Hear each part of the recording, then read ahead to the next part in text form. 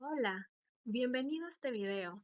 Hoy te hablaré sobre la lectura del psicólogo y lingüista Michael Tomasello, que reflexiona sobre cómo nos comunicamos los humanos.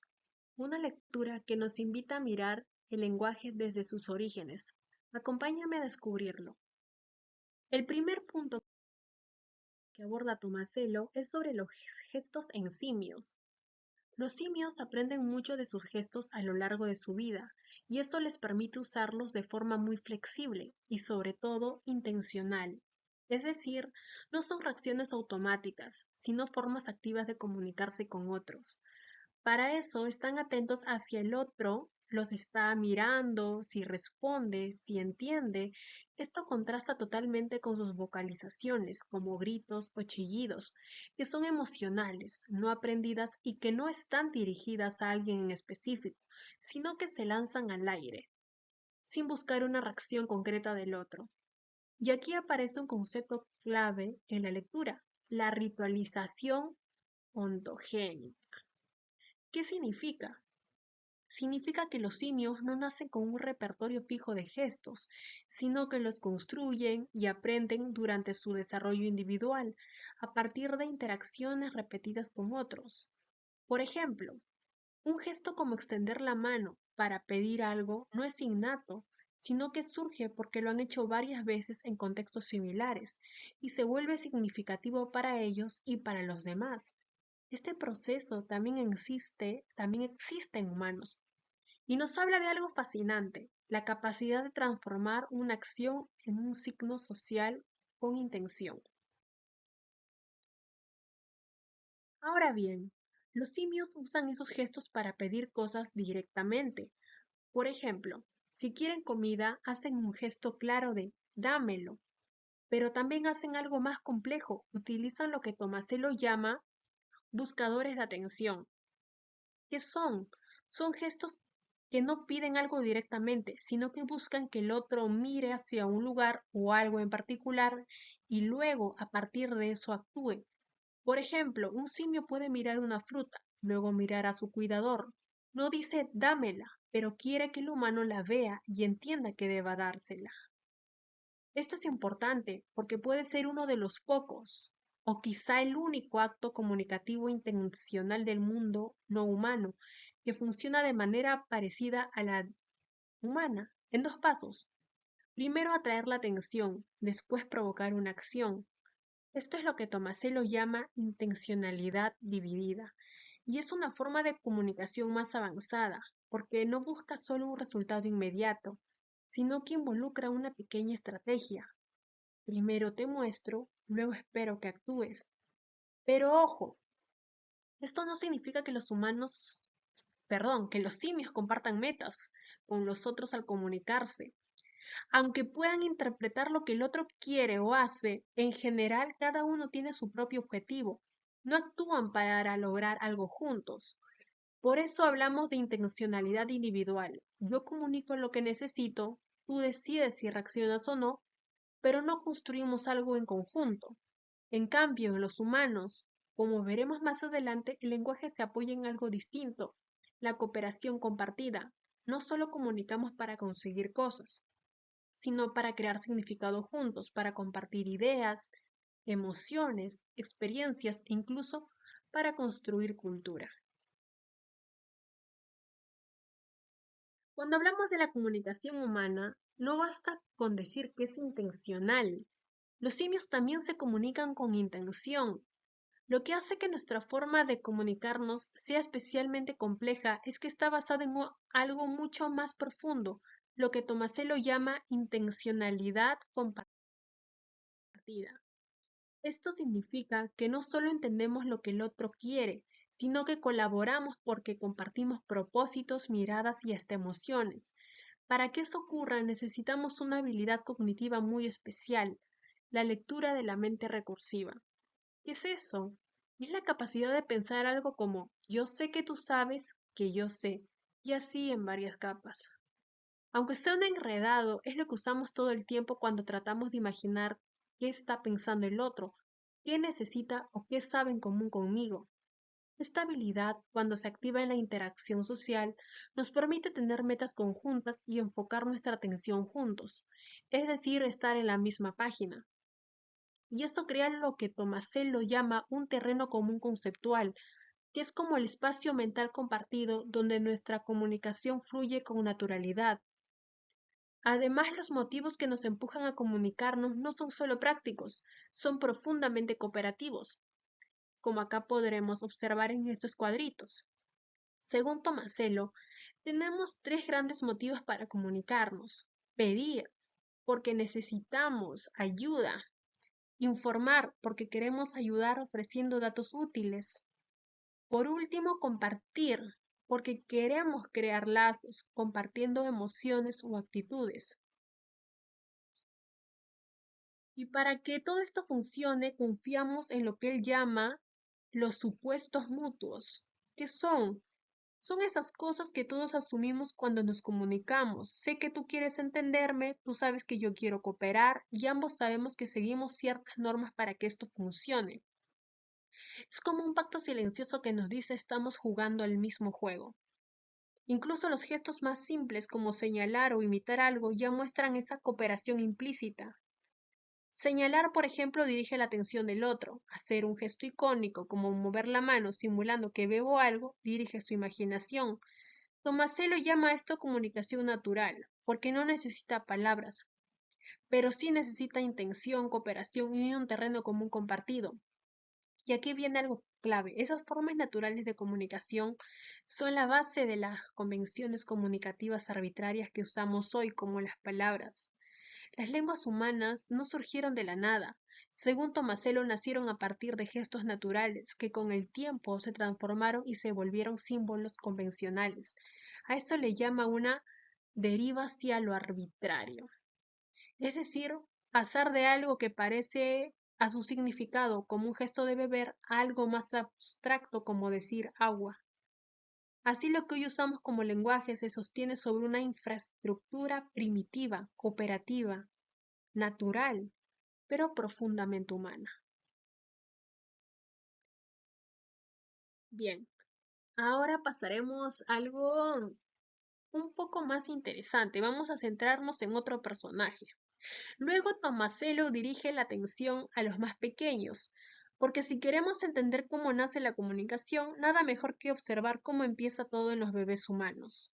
Porque sí, aunque ya dejamos atrás a los simios, el verdadero origen del lenguaje humano no empieza con las palabras, sino con un simple gesto, señalar. Tomasello explica que el señalamiento en los bebés es mucho más que apuntar con el dedo, es una acción intencional y social, que solo aparece cuando el bebé ya ha desarrollado lo que él llama infraestructura de intencionalidad compartida. ¿Y qué es esto? Es una combinación de cosas súper importantes, un marco de atención conjunta, o sea, que el bebé y el adulto estén enfocados en lo mismo, un terreno común, algo que ambos conocen o reconocen, y los tres grandes motivos comunicativos humanos: pedir, informar y compartir. Estos gestos no aparecen desde que el bebé nace. Tomasello lo deja claro, el señalamiento solo emerge cuando las habilidades para cooperar y compartir ya están empezando a desarrollarse. Antes de eso, puede que el bebé mire, llore o reaccione, pero no señala para comunicar. Y esto es súper importante, porque nos muestra cómo la comunicación humana no depende solo de tener una boca o de emitir sonidos, sino de tener la capacidad de construir algo con el otro. Ahora, además del señalamiento, hay otro gesto que aparece en los bebés: los gestos icónicos. Son esos movimientos donde el bebé imita la forma o acción de algo para hacerse entender. Por ejemplo, mover la mano como si bebiera, para pedir, para pedir agua. Pero Tomasello dice algo curioso. Estos gestos icónicos aparecen después del señalamiento y solo funcionan si hay intención comunicativa clara. Si no hay esa intención de ser comprendido por el otro, el gesto es solo una acción vacía, como un juego corporal sin sentido.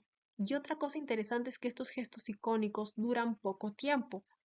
Cuando el bebé empieza a aprender palabras, los gestos icónicos son reemplazados rápidamente por el lenguaje convencional. En cambio, el gesto de señalar no desaparece Incluso los adultos seguimos usándolo todo el tiempo porque sigue siendo esencial de en nuestra forma de comunicarnos. Desde lo biológico, este momento es clave en el desarrollo infantil. Alrededor del primer año, el cerebro del bebé ya ha madurado lo suficiente para coordinar atención, memoria social y empezar a leer expresiones del otro. Algunos científicos lo vinculan con la maduración de áreas del cerebro como la corteza prefrontal, que ayuda a planear, anticipar y participar en interacciones sociales. Por eso el gesto de señalar marca un antes y un después. No solo porque el bebé quiere algo, sino porque quiere que tú lo sepas, que mires con él y que compartan esa experiencia. Es el primer paso hacia la verdadera comunicación cooperativa, que más adelante hará posible que aprenda palabras, frases y todo un idioma. En otras palabras, señalar es el inicio del lenguaje, pero también de la conexión humana. Bien, hasta ahora vimos cómo los bebés comienzan a comunicarse con gestos y cómo esos gestos son intencionales, sociales y llenos de significado, pero ¿cómo pasamos de allí a tener frases, oraciones y gramáticas complejas como las que usamos todos los días? Tomasello dice que la dimensión gramatical del lenguaje humano no surgió de la nada, ni fue un salto mágico. En realidad, la gramática nace de la necesidad de comunicar mejor, según tres funciones básicas que ya conocemos: pedir, informar, compartir. Cada uno de estos motivos fue creando demandas distintas que llevaron al desarrollo de distintos tipos de gramáticas. Por ejemplo, al principio tanto los simios como los primeros humanos usaban gestos o incluso combinaciones de ellos para pedir cosas directamente. Como todo ocurría aquí y ahora, entre tú y yo, no había necesidad de una gramática compleja, bastaba con señalar o hacer un gesto simple. Tomasello llama esto una gramática de pedidos y es muy básica, porque no se necesita hablar del pasado, del futuro ni de otras personas ausentes. Pero cuando los humanos empezaron a informar sobre cosas que no estaban presentes, surgió una nueva necesidad. ¿Cómo hablamos de algo que no está aquí? ¿Cómo marcamos quién hizo qué? ¿Cómo diferenciamos si estoy pidiendo algo o simplemente contando? Allí nace lo que Tomasello llama una gramática para informar, con elementos que permiten identificar referentes que no están a la vista, marcar roles, quién es el sujeto, quién es el objeto. Tercero, indicar que estamos informando, no exigiendo. Más adelante, cuando los humanos quisieron compartir experiencias más complejas como contar una historia o hablar de eventos del pasado, la comunicación necesitó aún más herramientas. Por eso aparece la gramática de compartir y narrativa, que permite ubicar eventos en el tiempo, relacionar acciones en secuencia, seguir a los mismos personajes a lo largo de toda la historia. Por ejemplo, para decir ayer Juan fue al río, pescó un pez y luego lo cocinó, ya necesitas pasado, sujetos, objetos, conectores. Todo esto es gramática. Y lo más loco es que según Tomasello, estas gramáticas no fueron inventadas de una sola vez, sino que se construyeron culturalmente con el tiempo. Se fueron fijando, compartiendo y transmitiendo dentro de los grupos, basados en convenciones sociales, objetivos comunes y la capacidad humana de entender al otro.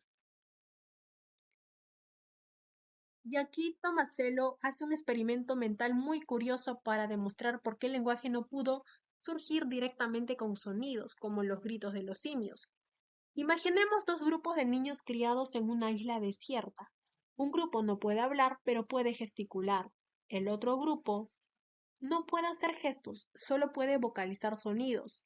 Tomasello dice, es mucho más probable que los niños que pueden gesticular logren comunicarse entre sí, inventando señales, imitando acciones, usando el cuerpo.